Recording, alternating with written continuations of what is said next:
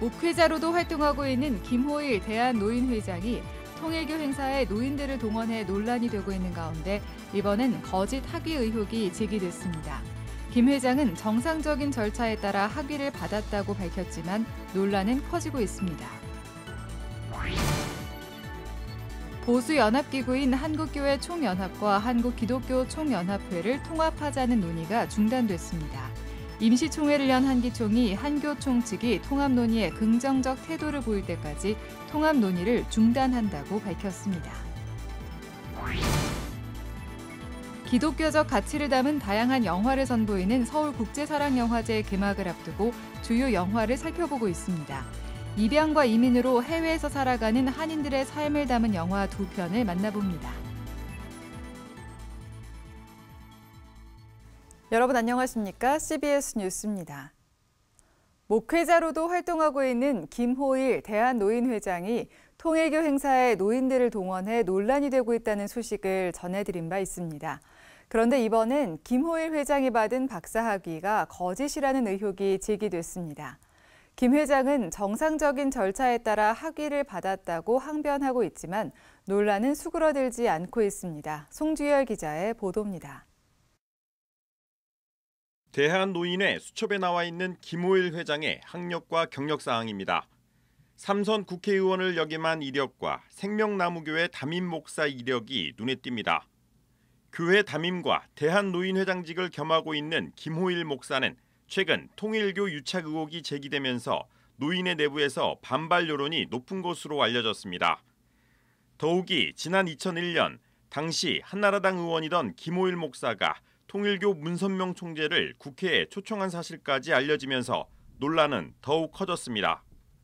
이에 대해 김호일 목사는 문자 메시지를 통해 통일 문제에 관심이 많아 특강을 많이 한다며 그런 입장에서 한반도 통일지도자 총연합의 요청으로 특강을 한 인연이 있고 통일 문제에 대한 의견을 교환할 뿐 종교에 관해서는 일체 이야기를 나누지 않는다고 해명했습니다. 이런 가운데 대한노인회 내부에서 김호일 목사의 박사 학위 논문이 거짓이라는 폭로가 나와 노인사회가 또 한 번 술렁이고 있습니다. 한 노인 전문 매체는 최근 김호일 회장이 지난해 12월에 받은 사회복지학 박사 학위는 학위를 줄 수 없는 미국의 미인가 C대학에서 받았고 논문에 적힌 지도교수조차 논문을 지도한 사실이 없다고 폭로했습니다. 이 같은 의혹은 인터넷 블로그나 SNS로도 급속히 퍼지고 있는 상황. 김호일 목사 팔순잔치에 참석해 박사 학위를 준 대학 총장이 자신의 잘못을 인정했다는 증언도 나왔습니다. 박사 학위를 준 X가 상수회 때 참가해서 주었는데 내가 잘못 주었습니다요. 본인이 고백을 했어요. 총장이 참석해서 시해했는데. 김 목사의 박사 학위 논문에 나와 있는 지도교수도 논문에 대해 아는 것이 없다고 말했습니다. 80 넘은 노인이에요. 아무것도 몰라요. 김호일 박사 그 학위 관련해서 지도하셔서 저는 지금 아무것도 생각 안 나요. 김호일 목사는 목회학 석사 학위도 논란이 되고 있는 C대학에서 받았다고 자신의 이력에 밝히고 있습니다. 김호일 목사는 연이은 학위 논란에 대해 정상적인 절차에 따라 학위를 받았다며 논문 지도교수와 관련해서도 학교 측에 착오가 있었던 것이라고 밝혔습니다. 또 C대학에서 받은 목회학 석사에 대해서도 덤으로 공부한 것이라고 해명했습니다. 대한노인회장 김호일 목사는 가짜 학위 의혹으로 대한노인회 한 회원으로부터 검찰에 고발당했습니다. CBS 뉴스 송주열입니다. 한국교회 총연합과 한국기독교 총연합회의 통합 논의가 중단됐습니다. 한기총이 어제 개최한 실행위원회와 임시총회에서 정서영 대표회장은 통합 논의가 한교총에서 멈췄다며 한교총에서 긍정적인 태도를 보일 때까지 통합 논의는 중단할 수밖에 없다고 말했습니다. 정서영 대표회장은 다만 연합기구 통합 무산은 아니라며 언제든 통합 논의를 다시 할 수 있다고 말했습니다. 한교총은 연합기구 통합에 대해 신중하자는 입장이어서 양기관의 통합 논의는 물밑에서 이어질 것으로 보입니다. 1933년 창간한 기독교대한감리회 기관지 기독교 세계가 지령 1100호를 맞아 어제 감사 예배를 드렸습니다. 기감 이철 감독회장은 예배에서 감리교회가 수많은 고난 속에서도 지켜져 온 데는 감리교회를 이끌고 지켰던 교역자와 성도들이 있었다며 이 중심에 기독교 세계가 1100호에 이를 때까지 시대를 담고 복음을 담고 오늘까지 왔다고 격려했습니다. 역사 신학자 홍승표 목사는 기독교 세계는 창간사에서 교회로 눈을 뜨게 하고 사회적 책임을 힘차게 대변한다고 밝히고 있다며 기독교 세계는 교회의 사회적 책임에 적극적으로 응답하는 저널리즘의 실천을 통해 교회와 세계, 신자 개인과 사회 사이의 간극을 좁혀야 한다고 주문했습니다. 한국교회 미래를 위해 다음 세대 교회 교육의 중요성이 날로 높아지는 가운데 결국 가정에서의 신앙교육이 중요하다는 주장이 제기됐습니다. 미래 목회 포럼이 어제 프레스센터에서 진행한 포럼에서 주 평강교회 정기성 목사는 다음 세대 교육은 주 1회 예배와 공과 교육으로 완성될 수 없다며 부모와 함께하는 가정 신앙 교육을 병행해야 한다고 강조했습니다. 정기성 목사는 온가족 큐티 운동과 온가족 가정 예배, 가족과 함께하는 심야 기도회 등 주 평강교회 사역을 소개하고 자녀들의 교육을 위해 교회와 가정이 협력하는 일이 중요하다고 덧붙였습니다. 미래 목회 포럼 이동규 대표는 다음 세대 교육을 위해 늦었지만 지금이라도 적극 나서야 한다고 말했습니다. 오늘 14일부터 19일까지 열리는 서울국제사랑영화제가 준비한 주목할 만한 영화들을 미리 만나봅니다. 입양과 이민으로 해외에서 살아가는 한인들의 삶을 담은 영화 2편이 관객들을 기다리고 있습니다. 천수연 기자가 소개합니다. 덴마크 시골 농장에 살고 있는 칼은 19살 한국인 입양아입니다. 양부모는 칼이 가족 농장을 물려받아 가업을 이어가길 바라지만 칼은 덴마크와 자신이 태어난 한국이라는 두 세계에 모두 관심을 가집니다. 두 세계 사이에서 선택해야 하는 시간은 빠르게 다가오는데 정체성의 혼란을 겪는 칼은 어떤 결정을 내릴까요? 영화 조용한 이주는 한국계 입양아 출신 말레나 최 감독의 작품입니다. 말레나 최 같은 경우에는 덴마크에 살았으면서 한국으로 다시 와서 활동도 하고 있고 덴마크의 산천이나 한국의 산천이나 크게 다르지 않다. 거기에서 살고 있는 사람들이 누구냐, 그리고 우리는 어떻게 살 것이냐가 바로 중요한 관점이다 라는 것을 이 영화는 보여주고 있습니다. 어느 문화에도 소속되지 못한 것 같은 주인공의 소외감과 복잡한 심경을 아름다운 영상미로 담아냈습니다. 또 다른 한인 디아스포라의 삶을 보여주는 영화 커밍 홈 어게인입니다. 미국 이민 가족인 창래는 말기암 진단을 받은 어머니를 간호하기 위해 뉴욕의 직장을 그만두고 고향 같은 샌프란시스코로 옵니다. 아픈 어머니와의 저녁 식사를 준비하는 창래. 어머니를 떠나보내야 하는 슬픔과 함께 어린 시절의 추억과 상처가 떠오르는데요. 영화는 미국 교포인 이창래 작가가 잡지에 연재한 에세이를 바탕으로 제작됐습니다. 감독은 아시아계 미국인들의 삶을 조명해온 홍콩계 이민자인 웨인 왕이 맡았고 극중의 창래 역은 드라마 파친코의 감독 저스틴 전이 열연했습니다. 원래 이 사람 배우예요. 그래서 저스틴 전 배우가 이제 창래 역을 하는데 연기가 너무 아름답습니다. 이 감수성이 이 사람이 왜 뉴욕에 있는 거를 그만두고 엄마와 함께 지내려고 왔는지를 보여주면서 영화에서는 미국 한인교회의 모습을 잠시 엿볼 수 있습니다. 국내 드라마와 영화에 비친 한국 기독교의 모습과 비교해서 볼 수 있습니다. 오는 20일 국내 개봉을 앞두고 서울국제사랑영화제에서 먼저 선보입니다. CBS 뉴스 천수연입니다.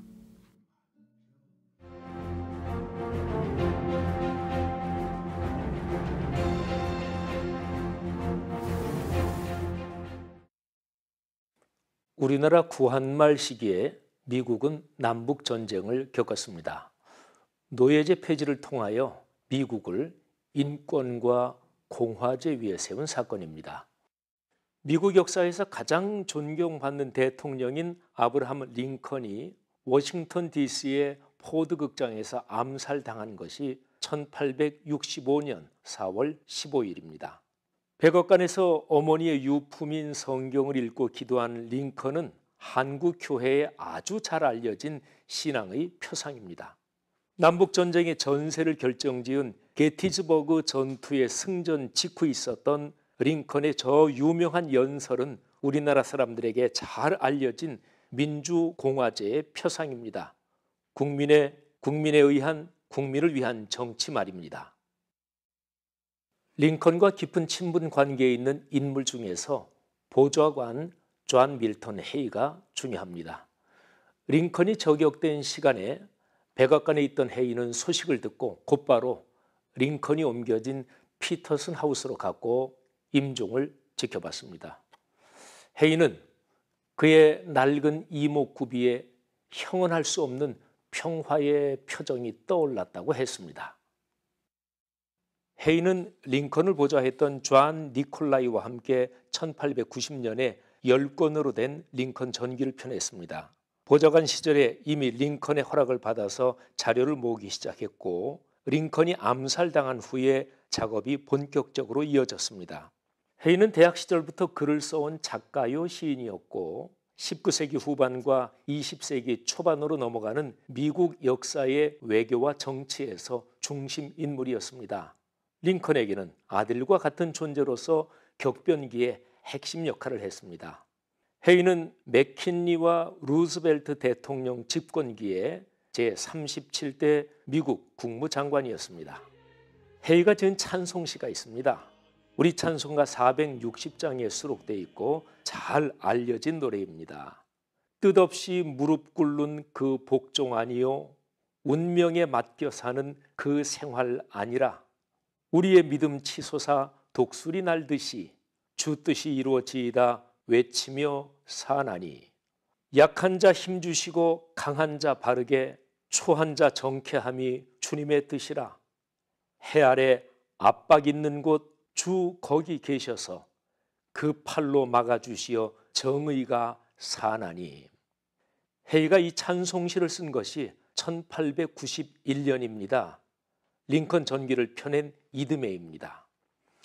헤이는 링컨 공화주의가 그 결점과 미덕을 포함해서 기독교적인 중심 가치라고 확신했고 링컨이 그리스도 이후 가장 위대한 인물이라고 생각했습니다. 이 찬송의 가사는 헤이가 링컨의 삶을 생각하면서 썼을 가능성이 많습니다. 내용에 기독교의 사회적 책임에 관해서 깊고 분명한 입장이 담겨 있습니다. 하나님의 뜻을 알지 못하고 복종하는 광신과 상황에 휩쓸리는 운명론을 거부하며 오로지 하나님의 뜻을 외쳐야 한다는 것입니다. 링컨의 삶과 아주 잘 어울립니다. 한국 사회가 어지럽습니다. 기독교 신앙은 창조 세계 전체에 관하여 책임을 갖고 있습니다. 사회적 책무입니다. 윤석열 정부의 독선과 독주가 도를 넘고 있습니다. 사회적 분열이 깊어지고 있습니다.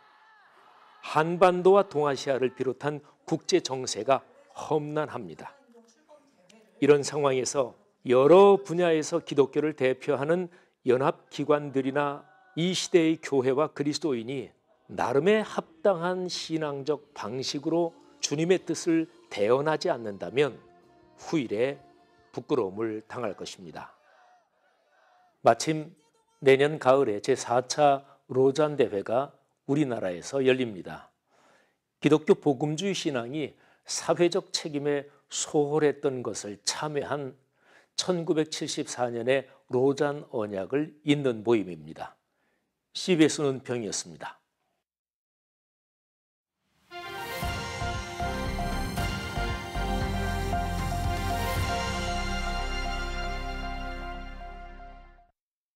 간추린 지역교계 소식입니다.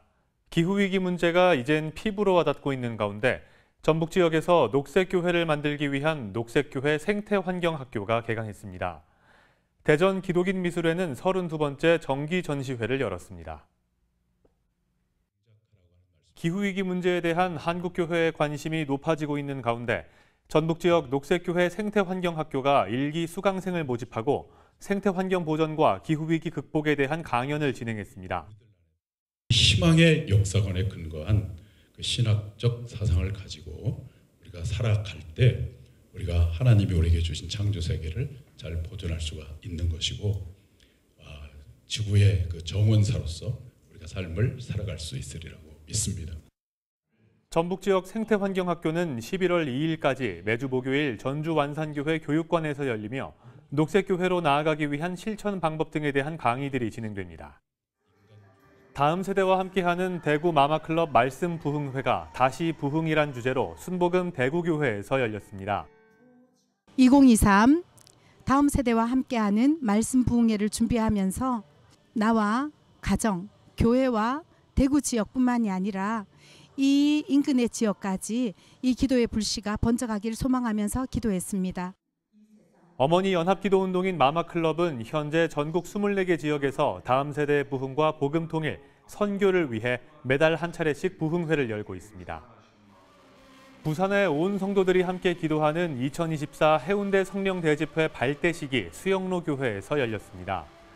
대회장 이규현 목사는 2024 해운대 성령대집회를 통해 기도의 영적인 물길이 전 세계에 퍼져나가는 출발점이 되길 기대한다고 말했습니다.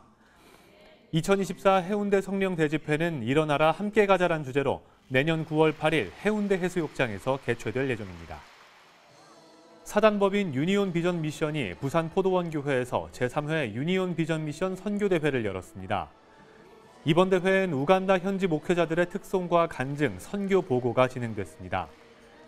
한편 우리나라를 방문한 우간다 현지 목회자 등 40여 명은 12일까지 전국 교회를 돌며 아프리카에 대한 비전을 선포합니다. 1998년부터 시작해 올해로 32회째를 맞이하는 대전기독미술인회 정기전시회가 대전 중구문화원에서 열렸습니다. 이번 전시회엔 대전, 세종, 충남 지역에서 활동하는 기독미술인들의 신앙 고백을 담아낸 판화와 서예, 한국화 작품 등 20여 점이 소개됐습니다. 하나님의 창조성을 이어받아서 또 그것을 삶으로 표현하고 작품으로 하려고 애쓰고 있습니다. 우리가 하나님 나라의 문화를 전하고 싶은 마음이 있거든요. 그래서 작품을 보시면서 물론 편안하기도 해야 되겠지만 영적 공감을 같이 느끼셨으면 하는 바람이 있어요. 전시회는 오는 13일까지 일주일 동안 이어질 예정입니다.